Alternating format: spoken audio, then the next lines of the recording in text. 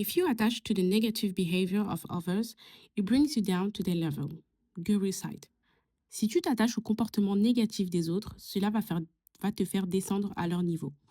On comprend donc ici l'influence de la négativité chez les individus et surtout l'importance de bloquer cette énergie négative.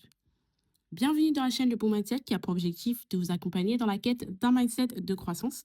Notre podcast va vous permettre d'adopter un bon état d'esprit pour atteindre vos objectifs, vos goals et vos plus grands rêves.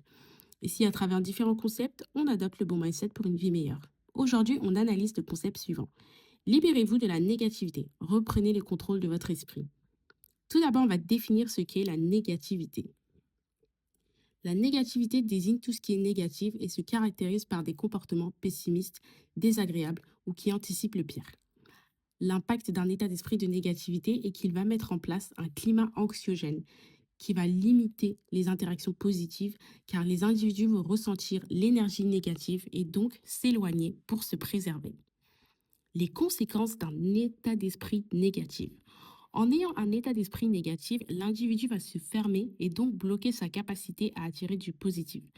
Par exemple, une femme qui prône qu'il n'y a pas d'homme bien ne sera pas en capacité d'attirer un homme bien, car cela devient sa réalité. Sa croyance selon laquelle elle ne peut attirer un homme bien est ancrée en elle.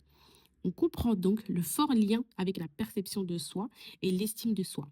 Un autre exemple, une personne qui décide de changer de carrière, au lieu de se focaliser sur l'accomplissement qu'elle va avoir, elle va se focaliser sur le temps que cela va lui prendre, l'énergie que ça va lui prendre. Et donc, elle ne fait rien alors que le temps passe dans tous les cas. Elle doit donc penser positif et ne pas se focaliser sur le temps. Elle doit se focaliser sur ce qu'elle peut contrôler, sur les actions qu'elle peut mettre en place, sur comment optimiser son temps, sur la carrière, la nouvelle carrière qui va s'ouvrir à elle, les nouvelles opportunités, les nouvelles rencontres, etc. Elle doit penser positif. Comment pallier à cela?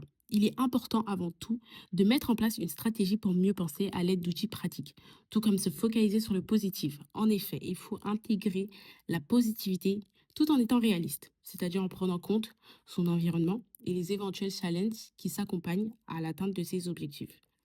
Dès lors, on comprend que la négativité nous ralentit et nous bloque.